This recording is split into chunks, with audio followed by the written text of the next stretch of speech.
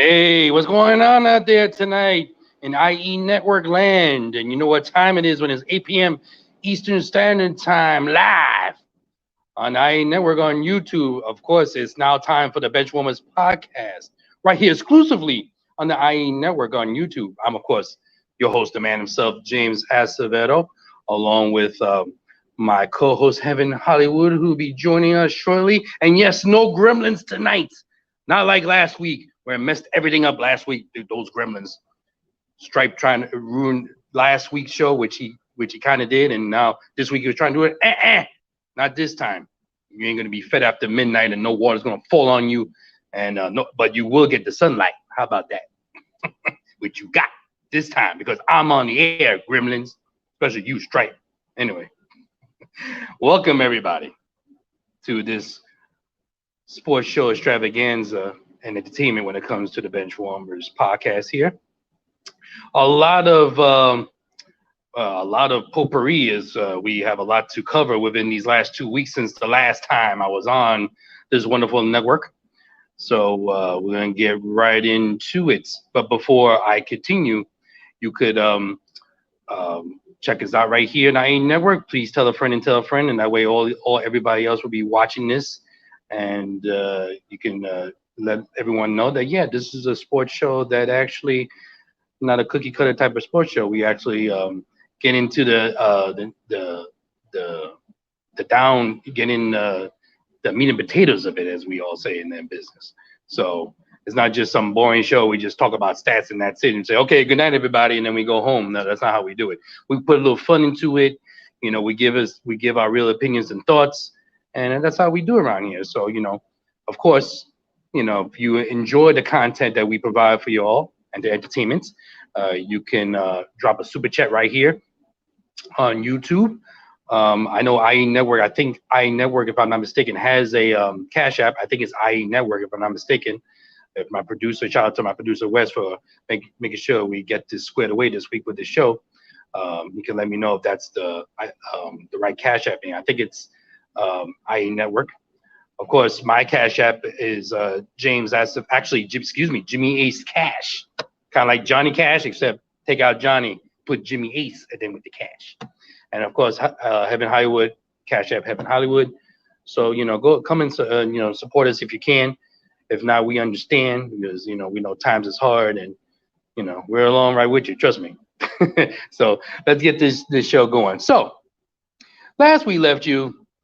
I'm gonna start my monologue with a little MLB news, starting off with my Yankees.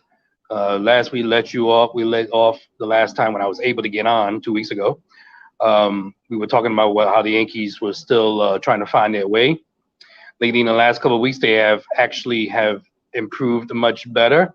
To make a long story short, just going by a week ago at this time, they were facing the Astros for a 3-game series, and it's the first time the Yankees have faced the Astros since that Game 6 of the 2019 ALES. I remember the date well, October 19th, 2019. Also remember it because it was my wedding anniversary, so that's the main reason to remember, to be first and foremost. But I remember like yesterday, I was walking out of this lovely resort that I was on, and I remember I was going to get something in my car, and at the same time I was checking out the game just a little tad bit.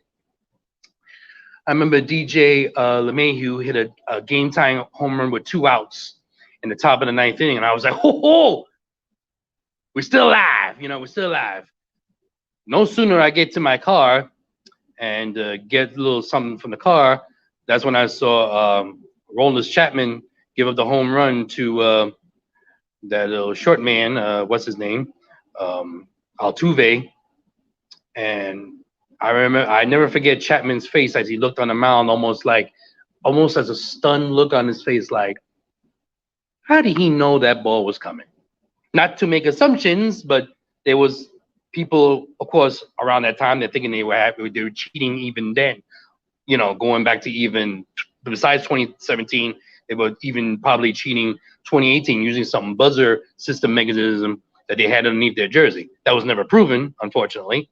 But it was kind of weird how Altuve was like, "Don't rip off my jersey, don't rip it off," And it goes back to some story that happened earlier that season that he had a tattoo and he was embarrassed that it was a tattoo that was shown, something that his it was for his wife or something, which, you know, if you buy that story, I don't know what to tell you. But then we fast forward to last week, when it's the first time they faced them since then. Yankees took 2 out of 3. The crowd of over 10,000 plus sounded like a crowd of 40 plus thousand. As you know, with the bleacher creatures out there, Yankee Stadium, they don't play, and they chanting things that I can't say even on here. What they thought of the Astros and Altuve. You know, basically they were called cheaters. You want, you know, let's clean this up. They were basically called cheaters, and they should go away somewhere. So they took 2 out of 3. Too bad they couldn't sweep them. Altuve had a big 3-run homer, unfortunately, and I had a feeling that was going to happen. There was some point in the series they was going to have a big hit that would help them win the game. But at least we took 2 out of 3. And then we took 2 out of 3 against the Washington Nationals. We lost the first game. It was like we got our butts kicked. Didn't really play well, especially that one inning. And then the next 2 games, we really grinded out some wins, especially against Max Scherzer, who was one of the best pitchers in baseball for a pretty long time. I mean, Max Scherzer struck out 14 guys, and he gave up only 1 run to Higashioka, who's our backup catcher at the Yankees. Matter of fact, he's practically our starting catcher, because with what's his name not really doing so well as our catcher, you know, what's his name, Gary Sanchez, who's, you know that you're not doing well if I forget your name. If you're not doing well and I forget your name, that means you're not really doing well. And he's been having an up and down career ever since really 2018, to be honest. So fast forward to that, you know, they had a day off on Monday, and now they're starting their 3-game series in Tropicana Field, where I think it's a whole attendance of Rhode Island, I think, in that stadium. I mean, they used to having only 5,000 fans anyway on a regular basis. When everything was open, they only had like a few thousand fans, and most of them were Yankee fans anyway. So the Rays are used to only playing like a couple of thousand. So that doesn't, you know, that didn't matter to them. And it showed last year when they played that 60-game season, playing in front of nobody. So you know, when you're a franchise like that, but yet find a way to be competitive, is an amazing combination, and still do what you do. But as of right now, as this is the start of the 3-game series, the Yankees are winning 2-1 going to the bottom of the 4th. So so far so good with that. So we'll see about that. Now we're gonna go across town real quickly to the Mets, you know, Heaven and Wes's team. And actually, they've been doing pretty much better. They've gone on a little, last time I checked, they were on a little winning streak. But something weird happened on Saturday night. I think it was Saturday night in Flushing, where they were playing against the Diamondbacks, and there was a ground ball that went to Lindor's way. And they had the shift on this particular player. And McNeil was right by his vicinity of play, and Lindor took the ball, you know, threw the guy out at first, threw the ball. And you could tell that McNeil wasn't too happy with that. He thought it should have been his ball to field. And for what I've heard from the Mets broadcast, by the way, the Mets broadcasting team, you know, with Keith Hernandez, Ron Darling, and Ed Coleman, you know, I think it's Ed Coleman. I always get confused with the other guy, but they're the best 3-man broadcast team in New York. Absolutely. I mean, nothing to take away from John Sterling. You know, he's more entertaining than he is, but he's not really a homer like people think. Him and Susan Woman are more famous for like messing up every now and then, but being entertaining at the same time. But they usually do put some good information out there. But those 3 guys in the SNY, they're pretty good. And Keith Hernandez was saying at one point, that this is a situation that's happened before. So there's a situation where McNeil, you know, he hits a ground ball, you know, he's out by a mile. He goes running into the dugout. So I don't know. Obviously, they will probably word said between him and Lindor. Then all of a sudden, as he went in there, now the Mets went out on the field. They got their 3 outs, and as they're going back, you saw Conforto. I forgot who was his teammate that was beside him. They were looking in the tunnel as they're approaching the dugout, and they were like, "Oh crap!" And they ran into the dugout, looking like something that happened. Now after the game, Francisco Lindor is asked, "So what was that? All that commotion? What was going on?" And he goes and put this story saying that, "Oh yeah, he was talking to McNeil, talking about he thought he saw a possum or a rat, and he didn't know the difference if it was a New York City rat or a raccoon, and they were like trying to get away from it or something like that. And I'm like, of all the things to think of, if you're gonna think of a good lie, and especially in New York media, which is you got like 10 billion people following the team, whether doesn't matter what sports team is in New York, you're gonna get covered. You know, especially when it comes to baseball. That's the lie you come up with, that we saw a raccoon or possum or some sort of rat, and you think that's gonna fly by in New York media? No. And of course, McNeil tried to go along with it, and what they did was they made it prolong it more. And instead of just, okay, you know, we had a misunderstanding, there was a little squabble, you know, we had a little argument, but we squashed it. And actually, not too long after that, Lindor hits a big 2-run homer, I think it was, to get the team back in the lead, and they won the game. And winning is the greatest deodorant in sports. So, you know, it was downplayed a little bit at the time, but because they talked about Lindor brought about, oh, it was some sort of rat or raccoon that we saw in the dugout tunnel, and we didn't know what was what. Like, come on, man. You know, really? That's what you come up with? Now, because they've won and they've been on a little roll, it kind of got swept underneath the rug, but not really, because then they prolonged it the whole weekend. Because, you know, fans of me are like, really? This is what you come up with? You know, Lindor, come up with something else. You know what I mean? This is not Cleveland, okay? Maybe in Cleveland you can get away with that lie with the media. Not in New York City. But their manager, I forgot his name. I forgot his name. What his last name is? Rojas, what his name is? He has such a blah personality. I mean, if you ever see him, look him up. Just put like Mets manager, you know, 2021 Mets manager, you know, whatever. And when he was he started with the team last year, but he's like every post game or pre game when he does the press conference, he's kind of like, well, you know, yeah, that's how the team is going. And like when he was asked about the raccoon situation, he was like, well, I didn't know what's going on. You know, I was just just paying attention to the game. First of all, you're the manager of the team. You know how bad it sounds that when you say, I have no idea. I don't know what's the worst lie, your lie or Lindor's and McNeil's lie. Like, you know, just say, the thing is, sometimes it's good to tell the truth. And especially when you're telling a lie that's such a bold-faced lie that sometimes just say, look, this is what happened. There was a little disagreement between both of them, but they worked it out. And the main thing, we won the game. Let's move forward. And sometimes in clubhouse fighting, not that it has to be physical, but sometimes when some teammates are at each other's throat, it actually could help the team, because then the team gets more focused and play harder. Look at the 86 Mets. Look at the 77, 78 Yankees. They were called the Bronx Zoo for a reason. They were a bunch of madmen that was in the animal house, they called it. And even though most of them didn't like each other, they played together. So sometimes something like this could help a baseball team, you know. So I'm not saying, you know, forgot his name. I would say Mel Rojas. Boy, that's a name for the past, huh? I don't think Cleveland wants to hear about that guy's name. But you know, sometimes a little infighting actually could help spark, you know, the drive of the team, some sort of, you know, fire, so where they can go out there and play even harder. You know what I mean? I mean, let's be honest. You know, you have family members, if you're lucky enough to have family members or close friends. Sometimes you're going to have arguments with your friends. Doesn't mean you stop loving them, right? You're going to have disagreements, but it gets you closer together once you go through certain tough times together. So this is a perfect situation when it comes to Lindor and McNeil.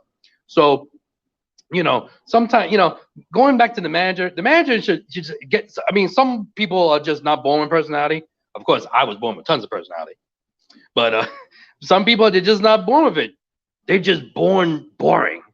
Yeah, yeah, we won the game, and Jacob deGrom, you know, he got hurt, and you know, I guess when you know, we'll see when he comes back. I mean, like, wake me up before you go. You know what I'm saying? Please, George Michael would be like, please wake me up before you go. Oh God, matter of fact, just go. Jeez, but anyway. Seems like the Mets are, you know, they were in first place last time I checked. But let's relax when it comes to that, okay?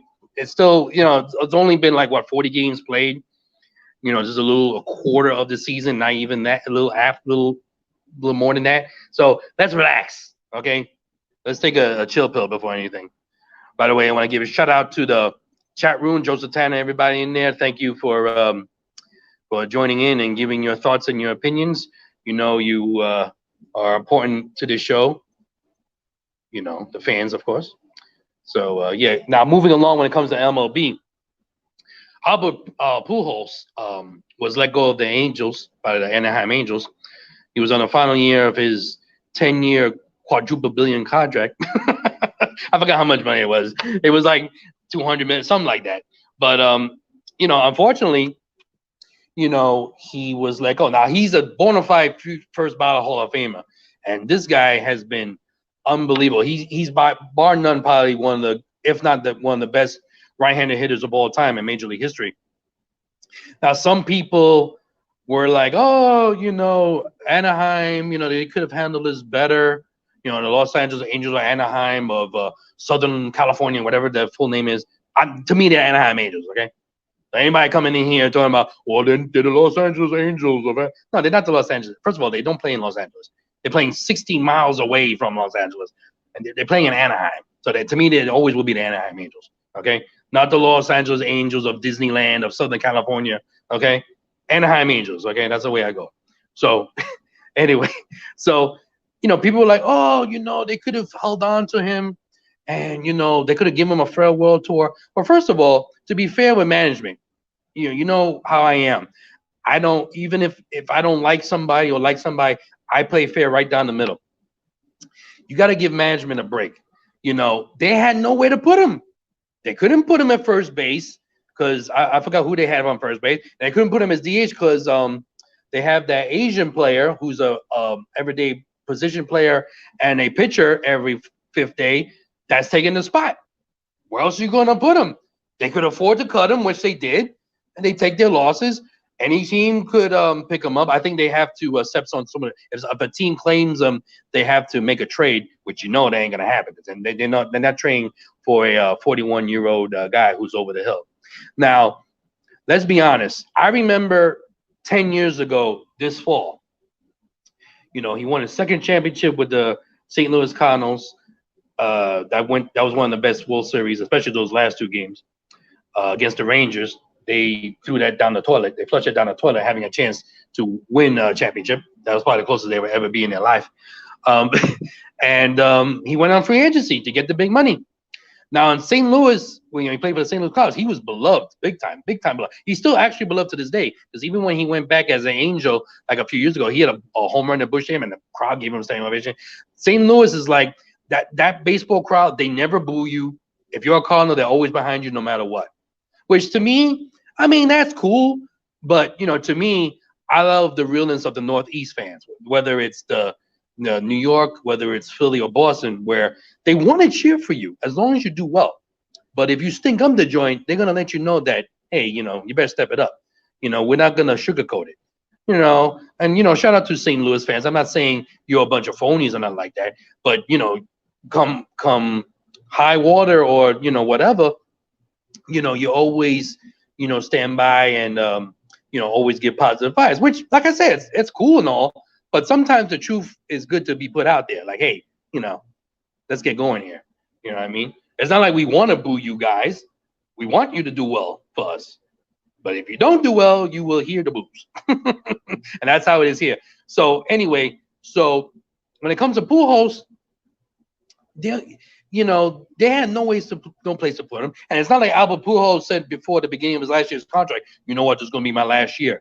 It would have been a different story had that been the case. Then that would look bad had they just cut him like that. But, the management had to make a decision. You continue to pay this guy where there's no spot for him. He's on the last year of his $1 zillion contract, 10 years, $17 million contract, which, by the way, like I said, going back 10 years ago, I always thought it was a mistake. Sometimes all money is not good money. And even though he got the big paycheck, he got the big bag, as Heaven would say, my co-host, even though he got the bag, it was not worth it. First of all, he was coming down on his career a little bit. He wasn't like the same big time threat as he was the first 10 years with the Cardinals.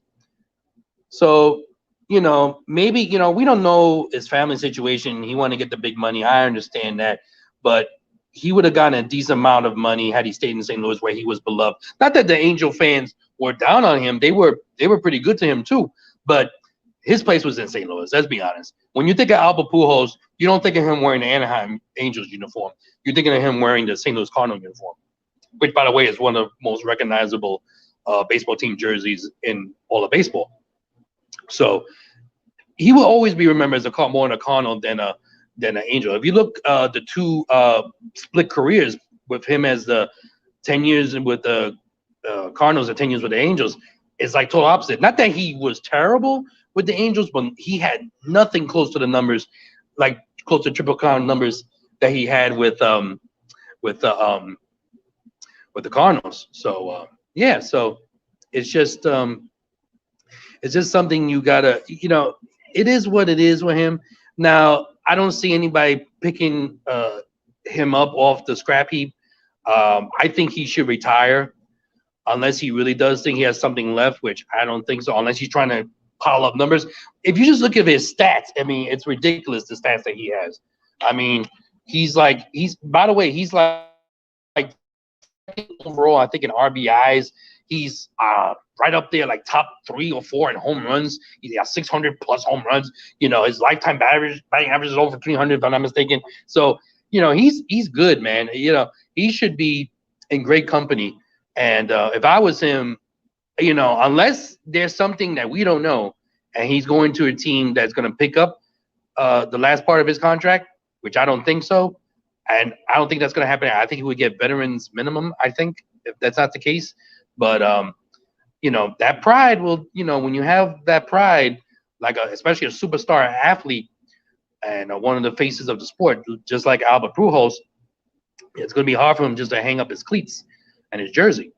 But, there was been a lot of rumblings about him that he maybe took steroids. And I mean, I never thought he did. I mean, is it possible he did? Yeah, but again, I'm going to go back to what I've always said if it's during the time when it was the Wild Wild West in the 90s and all that stuff, to me, then when there was no rules put in place, to me, nobody should be penalized. I don't care.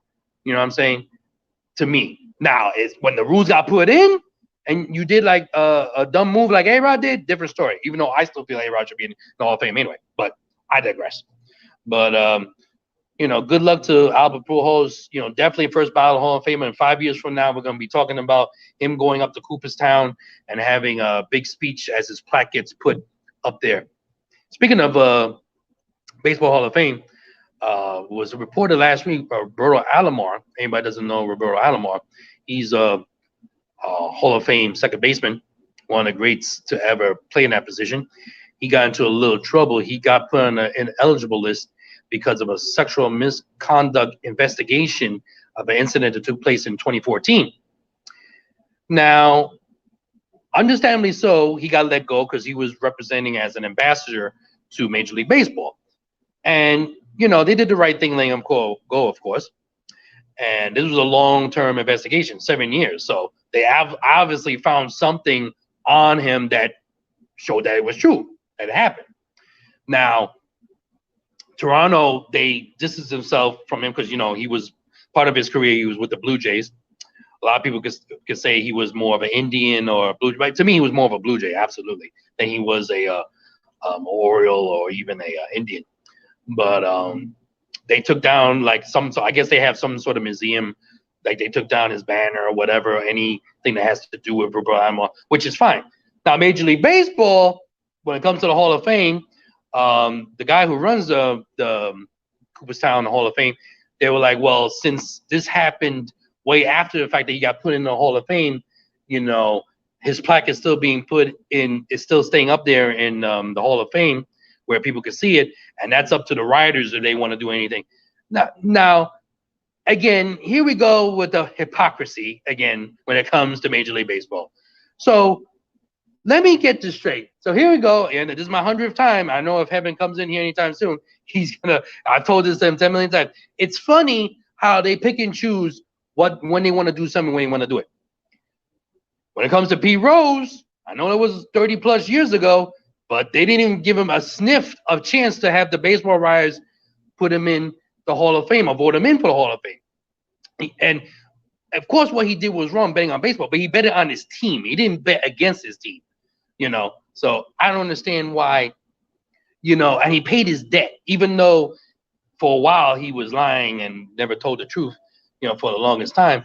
But I don't understand why, they never, had him reinstated after he paid his debt, 30 plus years. And still, even though Pete Rose is his own worst enemy, I ain't gonna lie, because he lied for the longest time. But still, you didn't give him a chance to put him on the ballot and see if the baseball writers have a shot. But yet, ALOMAR, he gets put in. I know it was 2011. 3 years later, this came up. And by the way, I had nothing.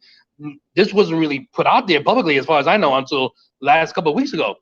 So there was an investigation going that none of us know nothing about.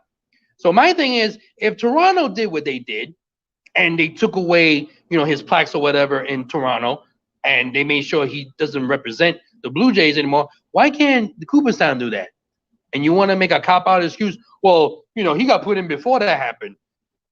But yet, Pete Rose, never had a sniff. And you got Ty Cobb, who is one of the biggest disgusting human beings in the world. He's in the Hall of Fame. You have cheaters that's in the Hall of Fame. Gaylord Perry, although he won over 300 plus wins, he's in the Hall of Fame. He's in the Hall of Fame. So again, these people that run Major League Baseball and Hall of Fame, they treat it like the holier than thou Hall of Fame. It should be about between the lines on the field. Now, of course, the guy was a murderer or something like that. That's a different story. Although don't tell that to the NFL, where OJ, his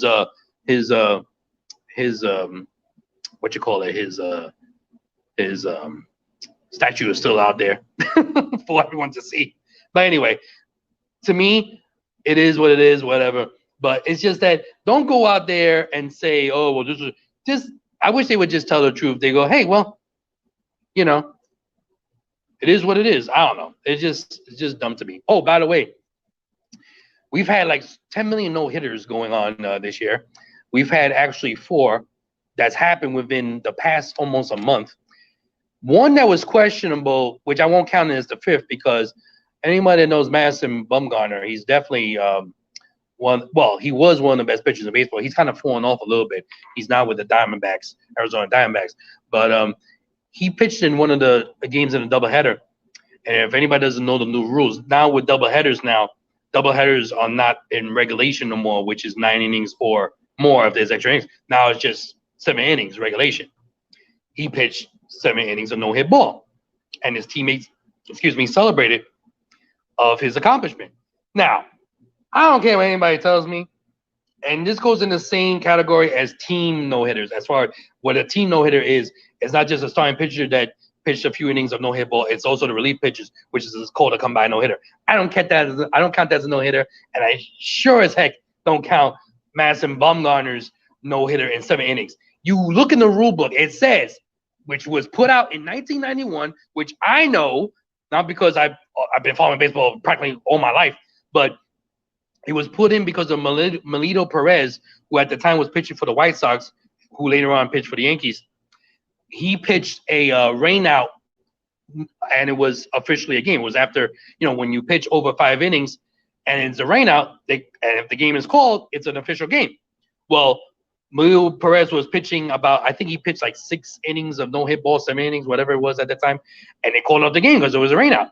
At the time, they called it a no-hitter. But then baseball stepped in and said, no. It has to be at least 9 innings. So, by that being said, which that rule still is in the rule book, why are these people celebrating? Most of these players have no idea what's in the rule book, let alone what's in their bargaining agreement when it comes to their contract. They get all bent out of shape when certain things happen. Oh, why is this happening? Well, you agreed to it with your union rep about your contract, right? So you shouldn't be upset with certain things that go on.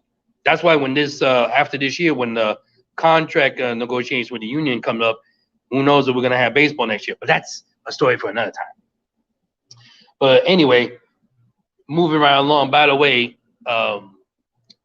something that definitely needs to be talked about with the NBA season coming almost to the end. There's only about 3 or 4 games, depending which team you root for, whatever. As you can see, I root for my New York Knicks, which, by the way, have the same record as Heaven's Los Angeles Lakers at 38. What is it? Let's see if my papers say 38 and 20 something. I thought I had that written down somewhere. Oh yeah, here we go. 38 and 30. They're both 38 and 30, and they play tonight in LA West Coast time, 10 p.m.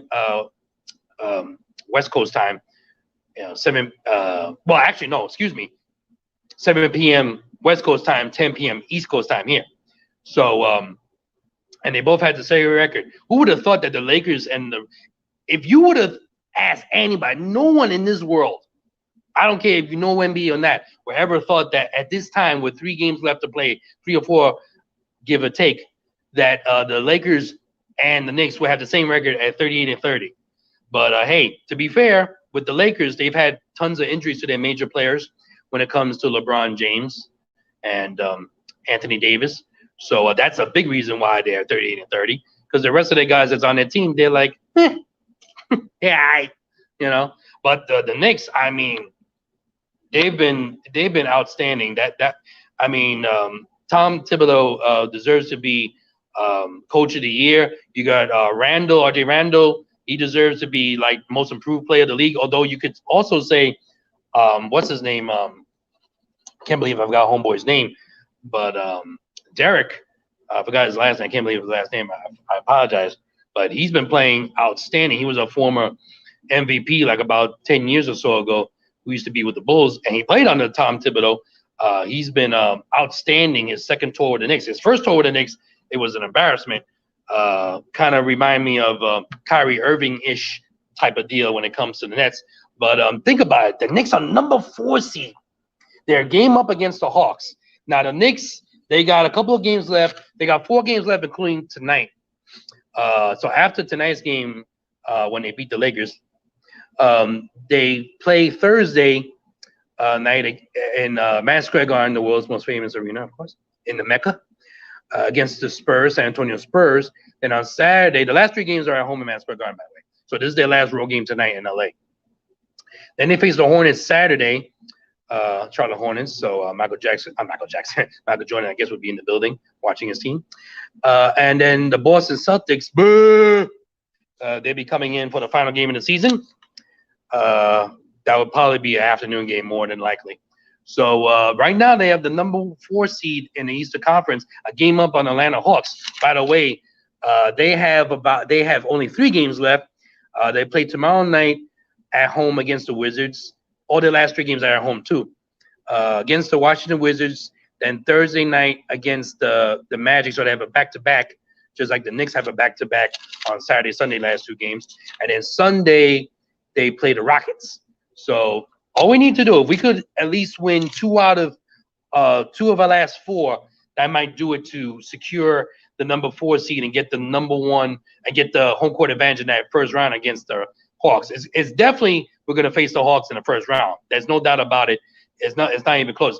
The question is, will it be home court advantage for New York, for the Knicks, or will it be for the Atlanta Hawks? I wish I could play my Go New York Knicks song, but the way YouTube is, they throw a red flag and this broadcast will be over. So, so go New York, go. So we'll see what happens with that. I mean, I'm ecstatic with this Knicks team. I try to catch up with them every now and then just to check out how they're doing with my busy schedule. And I saw that game that they beat the Clippers, their last game they played against the Los Angeles Clippers. By the way, you saw the Clippers uniforms? It had a very Grand Theft Auto theme to them, didn't it? Go look up their it was that black, it had that type of writing that looked like Grand Theft Auto. It looked like they were facing Grand Theft Auto San Andreas or whatever.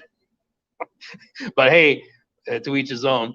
That's a decent Clipper team that they beat. The Knicks have been, they just play so well as a team. I can't give the management has been outstanding with the exception of the ownership. Of course, we all know about Jim Dolan, how he's a terrible owner. For the most part, he tries to stay out of the limelight, but But in spite of the owner, the coach and the GM and upper management have been outstanding. I mean, we haven't seen nothing like this in years. And what I love about this Knicks team is that, unlike how it was 8 years ago when we had a bunch of free agents like Carmelo Anthony and Stoudemire and all these guys, Amari Stoudemire and these guys, it's a bunch of guys that we drafted and a couple of guys, picked off the scrap heap in the NBA. So it kind of reminds me, I was talking this to my brother, Danny. I was saying, who's a big time Knicks fan as me. It's the only team that we share, by the way, that we have to actually have the same fandom for. It reminds me of the late 80s and early 90s Knicks. Rick Pitino, when he was there with the Knicks, and the great one of the great coaches of all time in basketball, not really NBA so much, but definitely college basketball. Rick Pitino, when he coached the Knicks at the late 80s, and then you go in the early 90s when Pat Riley came there after he left the Lakers. This reminds me of that type of team, a scrappy defensive team that plays together. And this is something we haven't seen even going back to 2013, our last winning season, when we won, I think it was 52 games that year. So I'm not saying, I'm not one of these ridiculous fans that wear, orange and blue Coke bottle glasses and say, yeah, we're going to go all the way. We're going to face, the Lakers in the championship, in the NBA finals. I'm not getting that crazy. We're just starting. We're ahead of schedule. This is probably something that wasn't going to happen probably a year or two. This reminds me, I know it's a different sport. It reminds me of the Yankees of 2017 when they, kind of rebuild real quick in 16, and then 17 they, blew up ahead of schedule. This is just like with the Knicks. So I'm just hopefully they just keep it to it. If they could just win that first round, I'll be satisfied. I really will be satisfied. As long as they represent, they don't get swept or anything like that, embarrass themselves.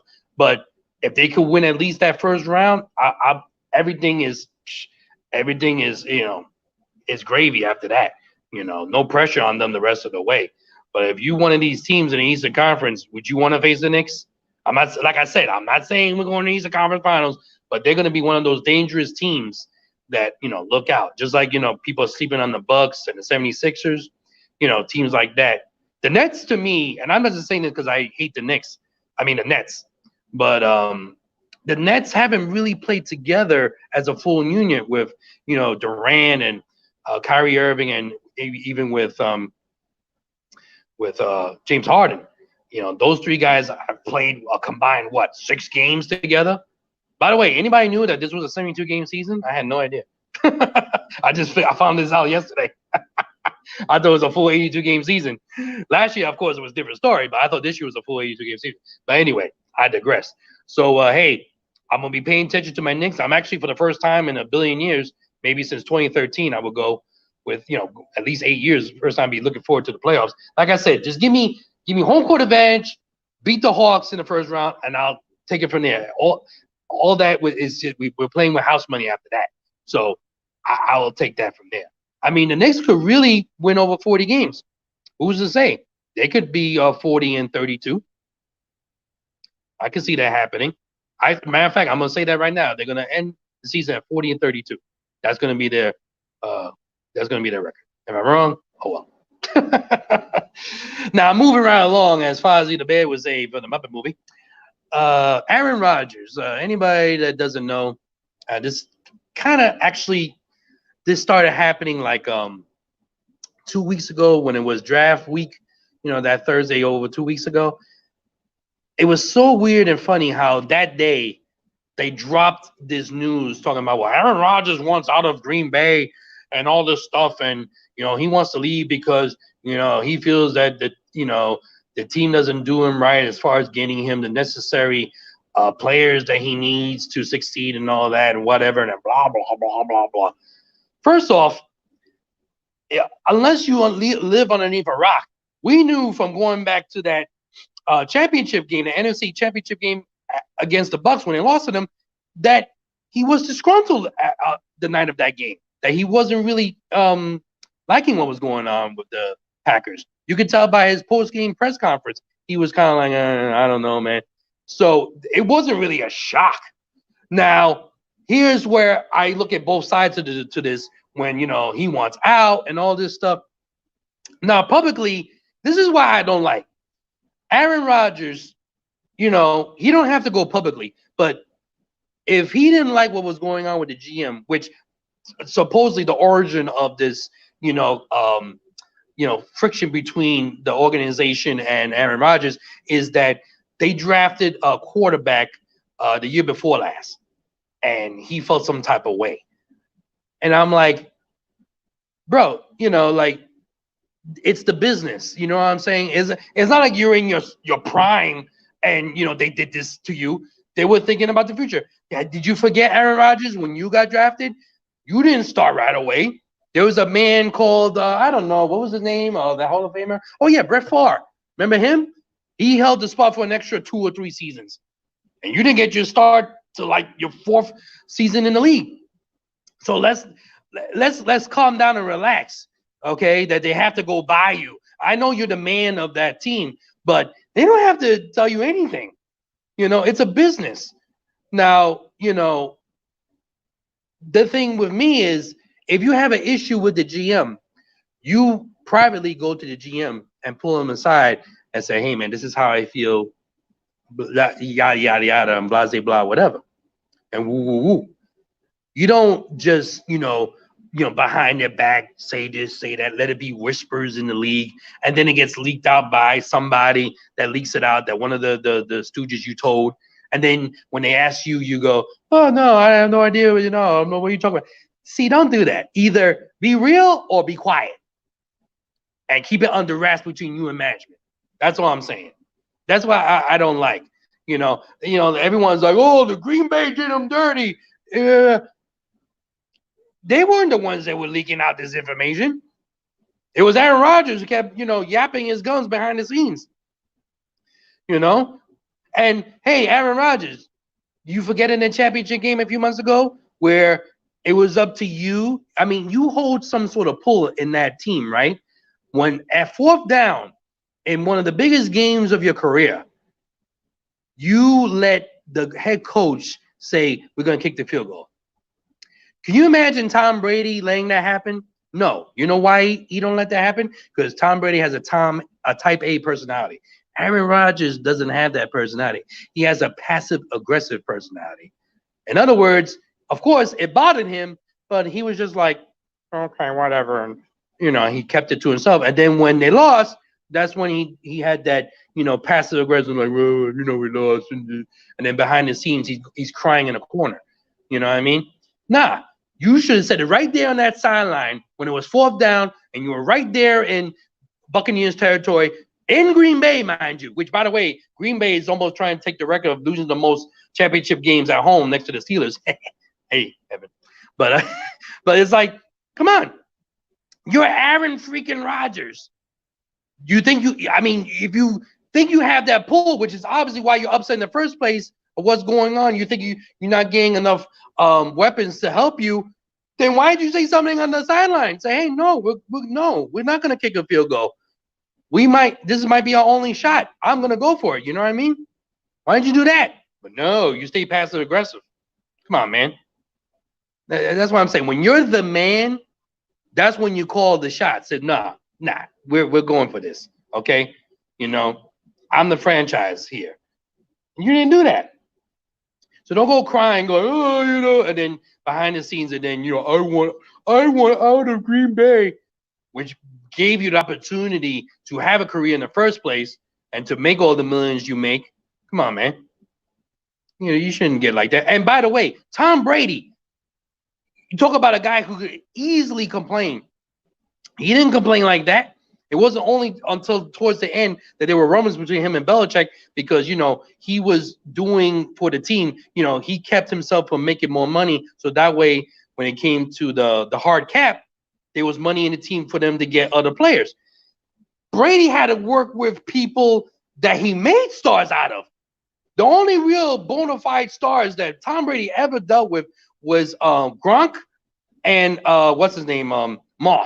Randy Moss. Those are the only 2 Hall of Famers, or, Randy Moss is in the Hall of Fame now, if I'm not mistaken. But Gronk is definitely going to be in the Hall of Fame. Those are the only 2 real Hall of Famers he ever dealt with. Everybody else was people that got picked up the scrap heap and he made them stars. And then when he left and they either went somewhere else, or when Tom Brady left the Patriots, they were a shell of themselves. So hey, if you're the man, if you the best quarterback in the NFL, which some people think you are, how come you couldn't do that, Aaron Rodgers? Tom Brady did. That's what I'm saying, man. You know, think before you react. Think about it. Think. Aaron Rodgers, you know, I don't feel sorry for him one bit.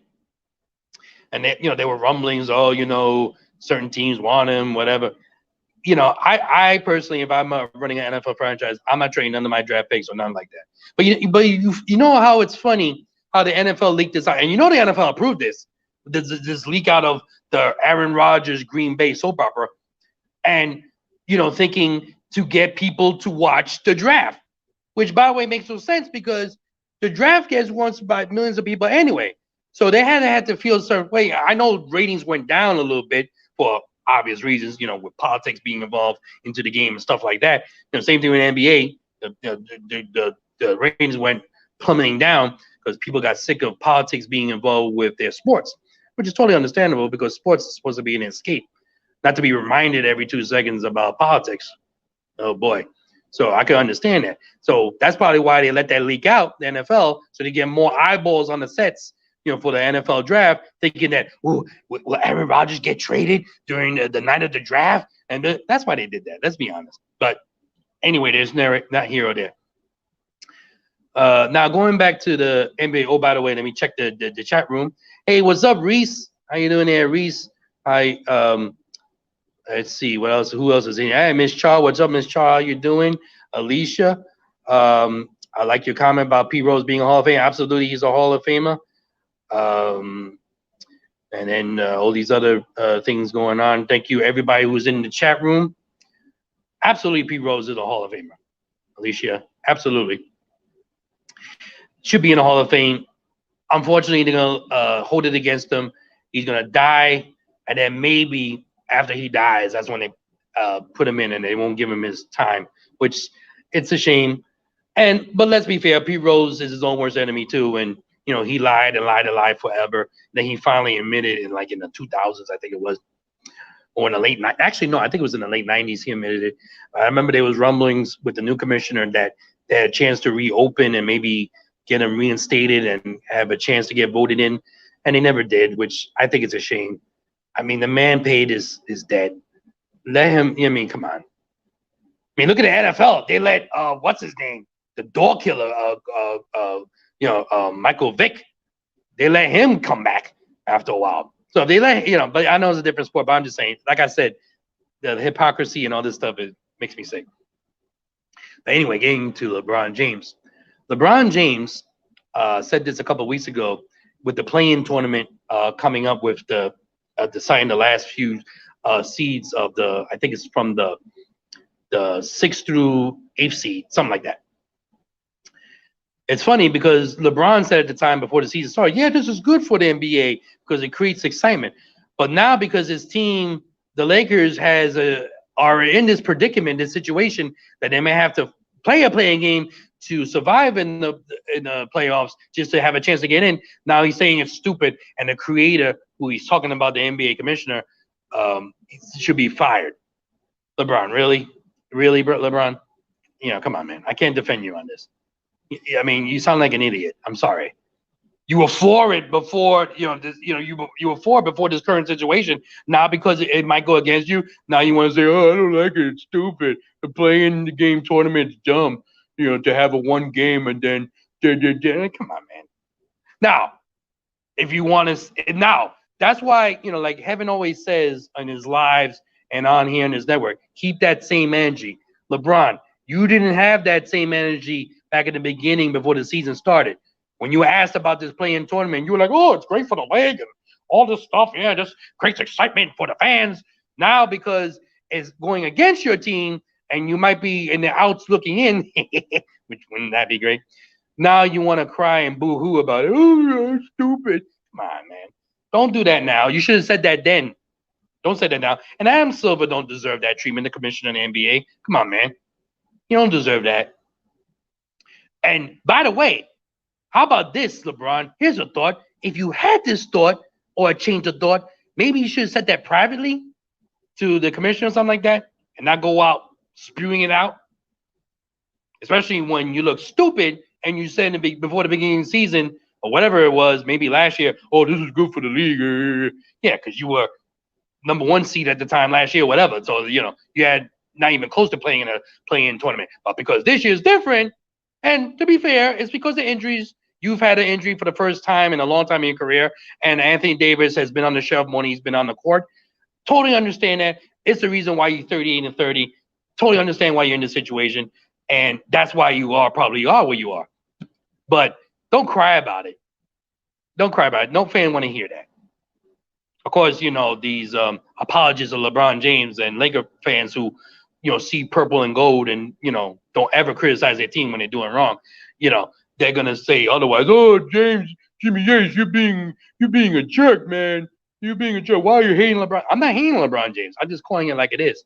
He's being a baby. And he should just shut up, lace up your sneakers. And if by the way, he was supposed to come off the injury list tomorrow against the Knicks. But I guess he didn't want to get himself embarrassed by the Knicks. So he's waiting until the next game after. I have to put one in there. But anyway, hey, if LeBron is smart, what he should do, in all seriousness, don't play tomorrow. Maybe play a game or two and take the rest. Don't play in the last game of the season. Get ready for that play-in tournament and do what you do best. Be the if not one of the best players in the NBA. Even though a lot of people say Kevin Durant took that title, but he's still up there. He's definitely at least #2, no lower than that. You're LeBron James. LeBron, act like it. Stop whining and complaining. Anyway. Moving right along with my next topic, Tim Tebow signs a 1-year deal with the Jaguars. I mean, who would have thought? I mean, this is a dude who hasn't been in the league in like 10 years, something like that. And he has a shot to try out to be a tight end for the Jaguars. Now, I have said this way back, even when he was a quarterback for the Broncos, and everybody was on his jock when they was like, oh, look at Tim Tebow. And he was just, I mean, you talk about a guy who is just right place, right time, and just very fortunate with certain plays that he made. He wasn't really a great NFL quarterback. He was a great college quarterback with the Florida Gators, no doubt about it. He was an average NFL quarterback. Average, if that. I said it back then. He should change his position, be a tight end. I said it even 9 years ago, at least 9 years ago. Now, finally woke up after playing a few years in the minor leagues with the Mets, which why he did that, I have no idea. I think this is trying to stay relevant and, trying to make extra money on the side because he was doing also ESPN work for college football, being an analyst and stuff like that. But, studio analyst, whatever, on the road analyst. But, hey, good for him. I've always said he's a type of guy because he's such a big dude. I could see him being a tight end. Now, people, of course, ESPN wanted to start this. Oh, how could he have a chance to be a quarterback and Kaepernick doesn't get a chance? Newsflash, he did have a chance for a tryout. Did you forget about that? And remember, he had that ridiculous shy show he did, doing the tryout, and then he put his agenda out there. Kaepernick never wanted to come back in the NFL. He was just capping, no pun intended, on just banking money. Just to, show his, activism in the culture, which I hate that he was capping on that. I'm not saying he was not totally sincere, but, it was more about the money he was getting from Nike because of pushing that agenda than it was about football. He never want to come back in football. Why would he want to come back in football and have a chance of getting hurt and making less money than he was making with Nike and what he was doing off the field? Come on, man. He grew out his afro. He wanted to push that agenda, which it's funny how he didn't believe that until after the fact when he knew he had a chance of being cut from the 49ers. And then he wanted to do this kneeling and all this stuff. Yeah. And let us not forget, and you could look it up, by the way, after that first kneeling in that off season, he talked about, because he noticed that nobody wanted to sign him because he was white hot in, he was too controversial. He said publicly, and you could look it up, he said, I will stop kneeling if that's what it takes for me to be signed. I'm paraphrasing, but he did say that. Of course, that gets swept underneath the rug. So, but wait a minute. If you're a social activist and you believe in what you believe in, why would you say that if it's not about the money? And then when he got that Nike deal, which he was making way more money off the field than he was on to the races, man. Come on, man. He never wanted to go back to the NFL. So, and I think, ESPN is who I saw first push this. Oh, how can Tim Tebow have a chance to come back, but Kaepernick don't? He did.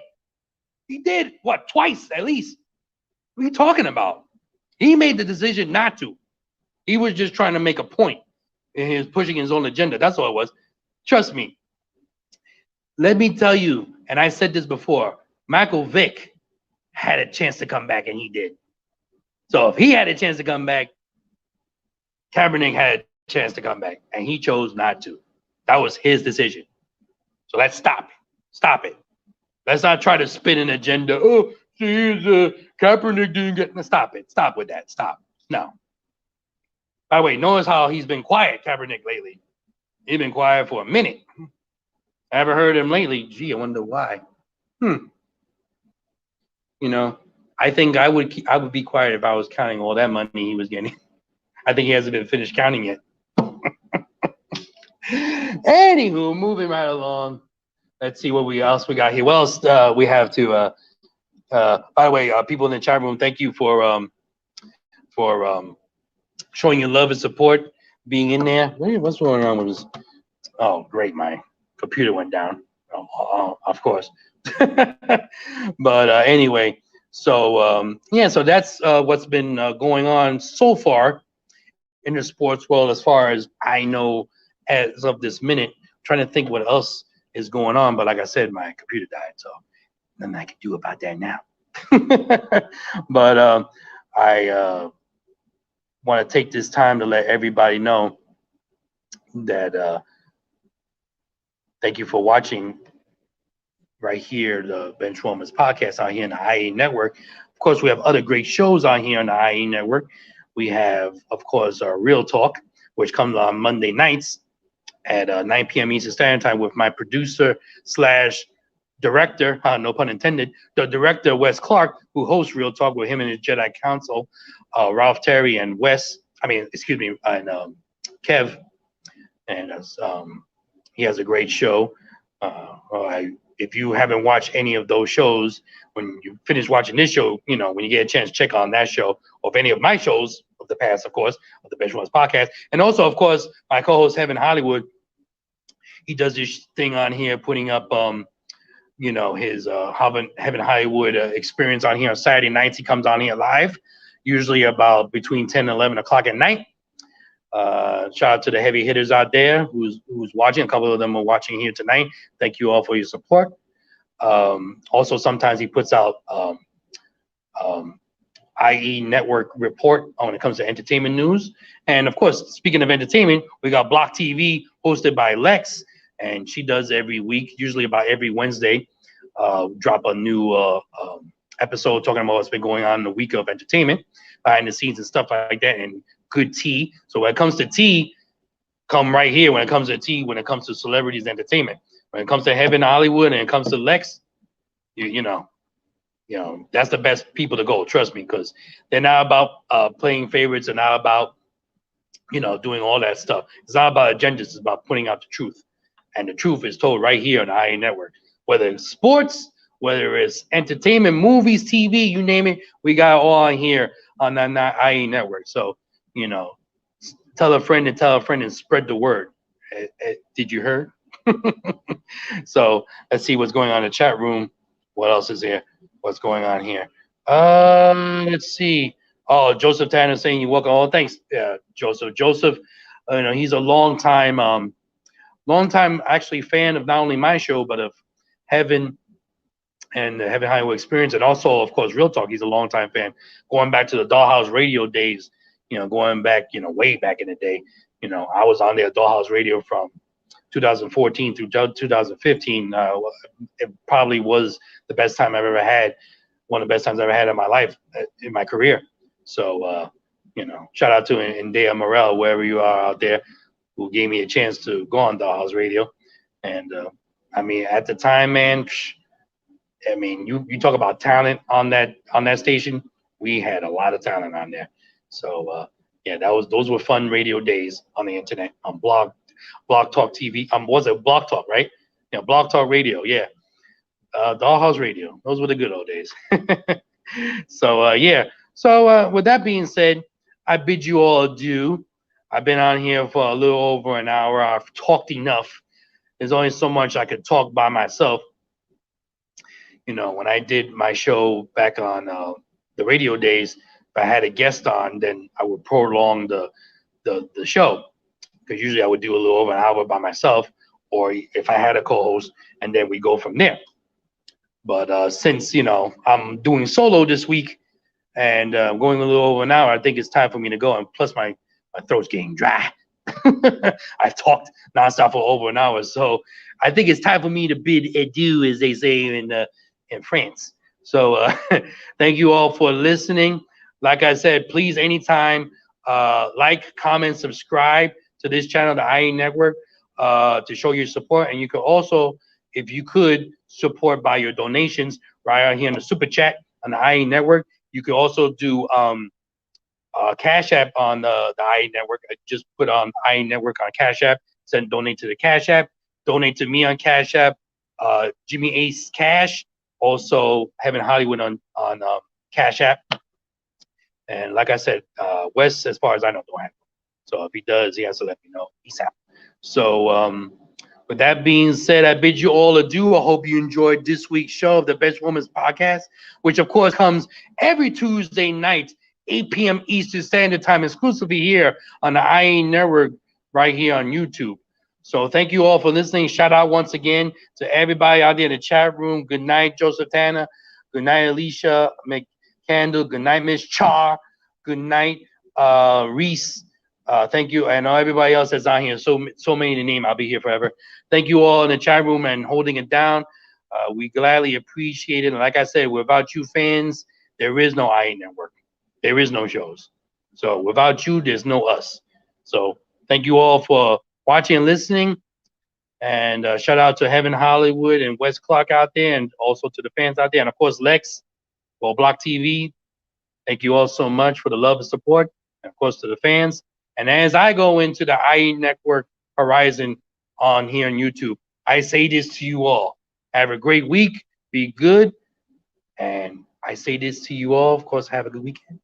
And also, I say this to you all. Latest and tomatoes. Peace.